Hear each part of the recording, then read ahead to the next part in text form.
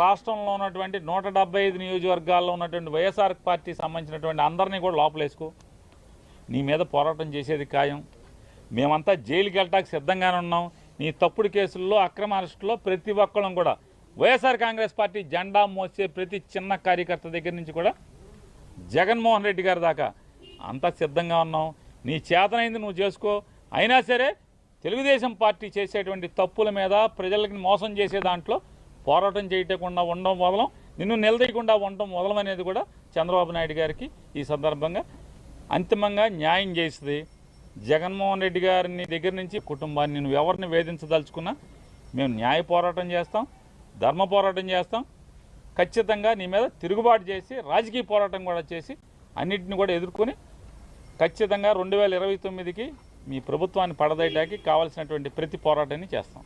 ఇదేదో అడ్డగోలు కేసులు, తప్పుడు కేసులు, ఏదో రకంగా మానసికంగా వేధించాలి, తప్పుడు కేసులు పెట్టాలి, లోపలేద్దామనే నిర్ణయానికి వచ్చాక ఇక అసలు ఒక డిపార్ట్మెంట్ కట్టిందా, 2 ఇది కాకపోతే రేపు ఇంకో డిపార్ట్మెంట్తో ఇదే కేసు ఇంకోటితో కూడా కట్టిస్తారు, ఇంకో చోట కూడా కట్టిస్తారు. వాళ్ళ పేపర్లు, టీవీలు బాజా కొడతా ఉంటాయి, వీళ్ళకి వంత పాడుతూ ఉంటాయి.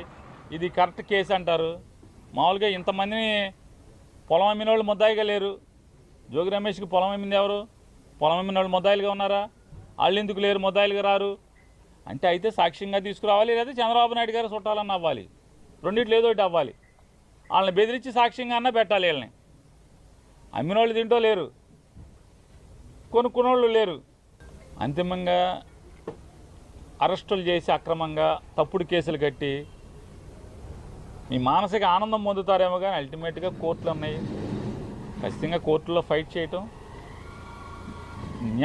న్యాయంగా మేము న్యాయాన్ని ఆశ్రయించి, న్యాయస్థానాలను ఆశ్రయించి గెలవటం ఖాయం. అసలే వరుస లిస్టు రాసుకున్నారు. రెడ్ బుక్ రాజ్యాంగం. రెడ్ బుక్లో ఎవడెవడున్నాడో ఆయన మానసికంగా వేధించాలి, కేసులు కట్టి లోపేయాలి, సునకానందం పొందాలి. దీనికి వస్తుందా? ఏముంది? కష్టాలు అన్నటివి ఎల్లకాలం ఉండవు. ఎవరికి ఏ కష్టం వచ్చినా కూడా నా కథ గుర్తు తెచ్చుకోండి. 16 నెలలు నన్ను జైల్లో పెట్టినారు. నా మీద కేసులు వేసింది కూడా మళ్ళీ ఎవరో కాదు, అటు కాంగ్రెస్ ఇటు తెలుగుదేశమే. నా పిటిషన్లో ఎవరు పిటిషనర్స్ అంటే అటు కాంగ్రెస్ ఎమ్మెల్యేలు, ఇటు తెలుగుదేశం పార్టీకి సంబంధించిన నాయకులు. కేవలం రాజకీయంగా ఎదుగుతున్నాను అని ఒకే ఒక కారణంతో దొంగ కేసులు బనాయించారు. 16 నెలలు జైల్లో పెట్టినారు. కానీ ఏమైంది? బయటికి రాలా? ముఖ్యమంత్రి కాలా?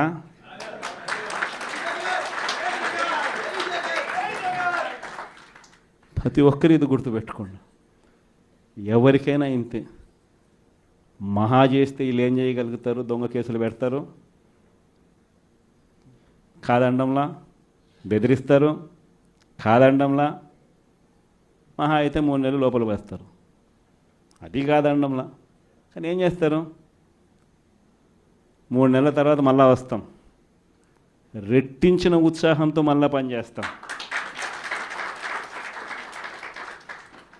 ఎవరెవరైతే మిమ్మల్ని జైల్లో పెట్టే కార్యక్రమం ఎవరెవరైతే చేస్తారో, మంచి చేసిన వాళ్ళని గుర్తుపెట్టుకోండి, చెడు చేసిన వాడిని గుర్తుపెట్టుకోండి.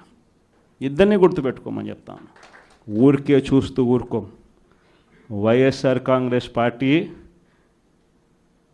బ్రతుకుతుంది. వైఎస్ఆర్ కాంగ్రెస్ పార్టీ ఈ రాష్ట్రాన్ని ఏలుతుంది అని కూడా ఈ సందర్భంగా చెప్తాను. మరో 30 సంవత్సరాలు ఏళ్తామని కూడా ఈ సందర్భంగా కూడా మరి గట్టిగా కూడా చెప్తాను. కాబట్టి ఎవ్వరూ కూడా వైఎస్ఆర్ కాంగ్రెస్ పార్టీకి సంబంధించిన ఏ కార్యకర్త వెంటికి కూడా పీకలేడు అని చెప్పి కూడా ఈ సందర్భంగా చెప్తాను. ఇష్టానుసారంగా పోదాం, ఇష్టానుసారంగా చేద్దామని అంటే గత 5 సంవత్సరాలు జగన్మోహన్ రెడ్డి గారి పాలన జరగలేదే. ఎవరినైనా కొట్టారా? ఎవరినైనా తిట్టారా? ఎవరిళ్ళైనా పగలగొట్టారా? ఏం లేదు కదా. మీకు ఛాన్స్ వస్తే, మీరు అవకాశం ఇస్తే, మీకు అవకాశం ఇస్తే మీరు పాలించుతారు, గొప్ప పాలన చేస్తారని చెప్పి రాష్ట్ర ప్రజలు అనుకున్న తరుణంలో ప్రజలందరూ కూడా బాధపడి, అరే ఇలాంటి వ్యక్తులుగా మనం ఓట్లేసింది, ఇందుగా ఓట్లేసింది అనుకునే మాట్లాడుకునే సందర్భాలు వచ్చినాయి. అంటే ఎన్ని రోజులకి? 1 నెల రోజులు కాల ప్రమాణ స్వీకారం చేసేమి 12వ తారీఖు నెల అవకాశం వచ్చే 4వ తారీఖు నెల, ఇంకా ఏది నెలగాల, నెల కాకుండానే కింద స్థాయి నుంచి పై స్థాయి దాకా ఒకటే వ్యవహారం. కొడదాం, భయపెడదాం, ఇబ్బంది పెడదాం, రకరకాలుగా టార్చర్ చేద్దాం. వైఎస్ఆర్సీపీ వాళ్ళు ఎవడైనా సరే వదిలిపెట్టేది లేదు, మీ అంతు చూస్తామని మాట్లాడే విధానం చూస్తా ఉంటే ఎవరి ఎంత చూడాలన్నా ప్రజలకు మాత్రమే సాధ్యం. కేసులు పెడదాం, భయపెడదాం, రకరకాల కేసులు పెట్టి తప్పుడు కేసులు ప్రచారం చేద్దామని చెప్పి మాట్లాడుకునే విధానం కాకుండా మీకు చేతనైతే ఇలాంటి ఎమ్మెల్యేలను పిలిచి మాట్లాడండి. నిన్న ఒక మినిస్టర్ గారి భార్య, పాపం ఆమె కూడా తెలుసో తెలీదో మరి ఏం జరిగిందో తెలియదు, కానీ సాక్షాత్తు పోలీసులు సైతం నివ్వెరపోయారు.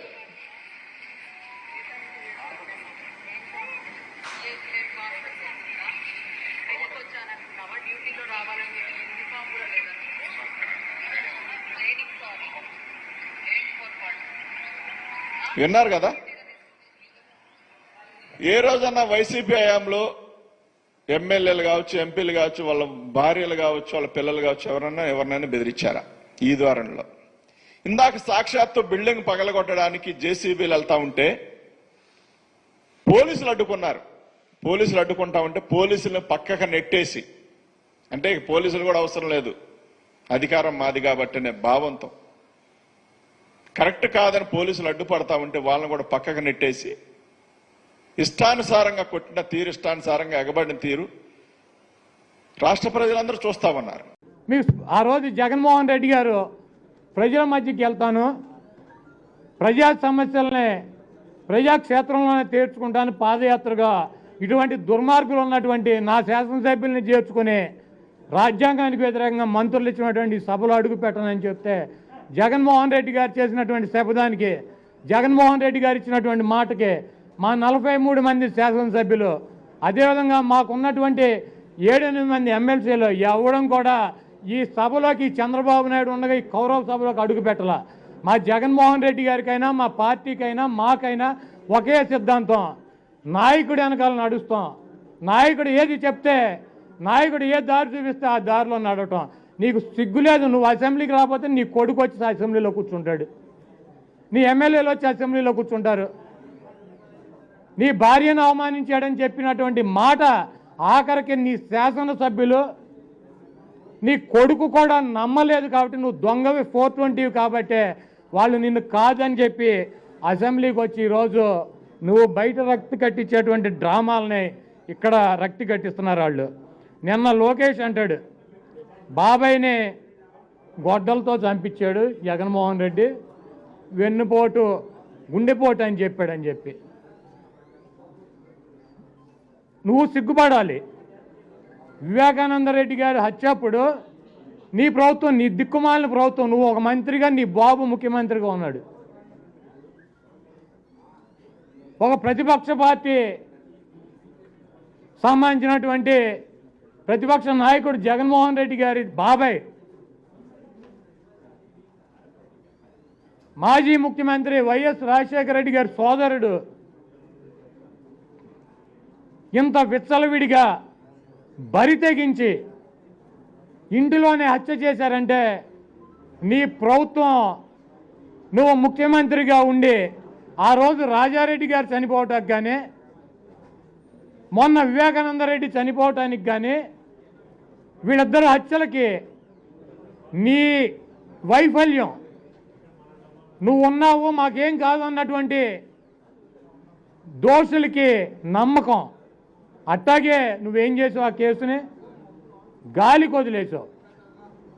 చంపినటువంటి బీటెక్ రవినో, ఆదినారాయణ రెడ్డినో, లేకపోతే నువ్వు మద్దతు ఇచ్చినటువంటి నిన్ను కాపాడుకోవటానికి ఆ కేసును జగన్మోహన్ రెడ్డి గారి కుటుంబ సభ్యుల మీదకే తోసి ఈరోజు సిబిఐ ఎంక్వైరీ జరుగుతుంటే దాన్ని కూడా నీ పత్రికలను అడ్డం పెట్టుకుని తప్పుదోవ పట్టించేటువంటి కార్యక్రమం చేస్తున్నావు అంటే నువ్వు ఎంత దుర్మార్గుడివో. నువ్వు శవాల మీద రాజకీయం చేయాలన్నటువంటి దృఢ నిశ్చయానికి వచ్చినటువంటి 420 గాళ్ళు బాబు కొడుకులు ఇద్దరు కూడా.